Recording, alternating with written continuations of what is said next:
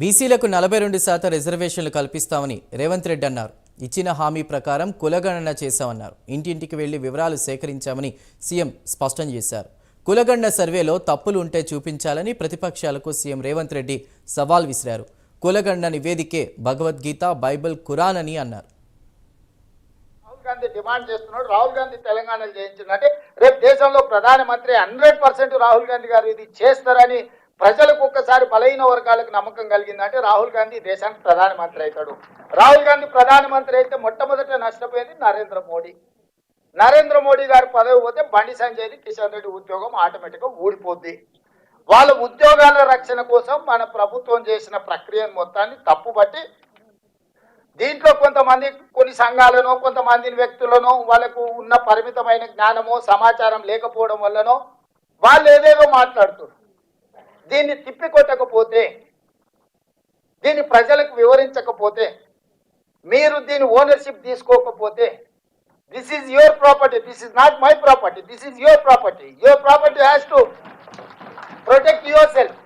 మీకు ఒక ఆస్తిని జమ చేసి రాహుల్ గాంధీ గారు ఇస్తే మీరు ఆ ఆస్తిని కాపాడుకోకపోతే రేపు భవిష్యత్తులో ఏం చెప్పుకుంటారని నేను అడుగుతున్నా. ఇక్కడ ఉన్న మిత్రులందరూ, మీరు అందరు చదువుకున్న వాళ్ళు, నాకంటే గొప్ప చదువులు చదువుకున్న వాళ్ళు, మీకు సోషల్ ఇంజనీరింగ్ తెలిసిన వాళ్ళు, సోషల్ రెస్పాన్సిబిలిటీ ఉన్న వాళ్ళు ఇందులో ఉండరు. మీరు ఎవరికి వాళ్ళు ఏదో రేవంత్ రెడ్డి గారు చేసి ఆయన చెప్పుకుంటారులే, పట్టి విక్రమార్క చేసిండు ఈయన చెప్పుకుంటారులే అంటే ఇది అల్టిమేట్గా ఎవరికి నష్టము?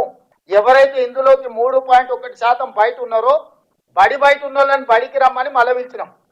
బయట ఎవడు ఉన్నాడా? లెక్కలకు రాకుండా చంద్రశేఖరరావు, హరీష్ రావు, తారక రామారావు ఉన్నాడు. జనాభా లెక్కలలోనే లేరు. జనాభా లెక్కల నుంచి కొట్టేయాల్సిన పరిస్థితి వచ్చింది. నేను మా సంఘాల మిత్రులు చెప్తున్నా, వాళ్ళు ఇంటి ముందర పోయి డప్పు కొట్టురు, మేల్కొల్పు డప్పు. మా సంఘాలు చేసినోని నన్ను తిడతారేనా? చేసినోని నిలబెట్టి లైన్లో నిల్చోబెట్టి లెక్కలు కట్టకుండా.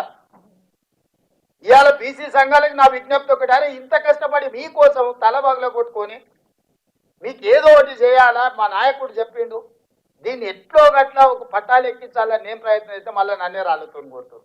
చేయనోడు మంచిగా బాధాప్త ఫామ్ హౌస్లో పండుకున్న వాడే మంచోడాడు. తండ్రి చేయడు, కొడుకు చేయడు, అల్లుడు చేయడు, లెక్కలకే రావంటారు, మీరు లెక్కనే లేరంటారు.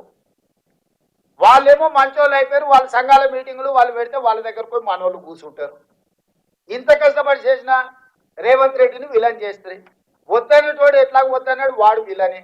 కావాలన్న వాళ్ళకి మీకోసం పనిచేస్తే మీరు కూడా విలన్గా చూసినాక ఇంకా ఇంకా ఇంకా ఇక ఇక ఇది ఎట్లా ముందర పడుతుంది మీరు చెప్పురు. నాకు నష్టం మీకా నాకా? మేము చేసి మీకు తీసుకొచ్చి ఇస్తా. బలహీన వర్గాలకి ఇదే బైబిల్, ఇదే భగవద్గీత, ఇదే ఖురాన్ అని చెప్పదలుచుకోండి. ఇంతకు మించిన పాలసీ డాక్యుమెంట్ ఈ దేశంలో లేదు. నేను అథెంటిక్గా ఆన్ రికార్డ్ చెప్తున్నా. స్వతంత్రం వచ్చినప్పటి నుంచి ఈ రోజు వరకు ఏ రాష్ట్ర ప్రభుత్వం, ఏ ముఖ్యమంత్రి చేయలే. ఇవాళ మనం చేసినాము. నాకు అది గర్వంగా ఉంది. మా నాయకుడు చెప్పింది నేను చేసిన, నాకు ఒక సాటిస్ఫాక్షన్. ప్రజా జీవితంలో ఎన్నోసార్లు ఎన్నో ఏళ్ళు ఉంటాం, కాకి కూడా ఎన్నో ఏళ్ళు బతుకుతుంది. ఏం లాభము? ఒక నాయకుడుగా మొదటి సంవత్సరంలోనే ముఖ్యమంత్రి అయినప్పుడు ఇంత పెద్ద సోషల్ రెవల్యూషన్ని నేను అడ్రస్ చేసిన అంటే నాకు కూడా ఒక సాటిస్ఫాక్షన్ జీవితంలో. వెనక్కి తిరిగి చూసుకుంటే ఏం చేసినావు అని 20 ఏళ్ళు అంటే నేను కులగణన చేసిన అని ఏడైనా తలెత్తుకొని చెప్పగలిగినంత ఒక గొప్ప నిర్ణయాన్ని ఈరోజు తెలంగాణ రాష్ట్ర ప్రభుత్వం చేసింది. ఇది ఆషామాషి నివేదిక కింద, కాగితాల కింద చూడకండి. ఇది బలహీన వర్గాల భావోద్వేగం. ఇది బలహీన వర్గాల భావోద్వేగం.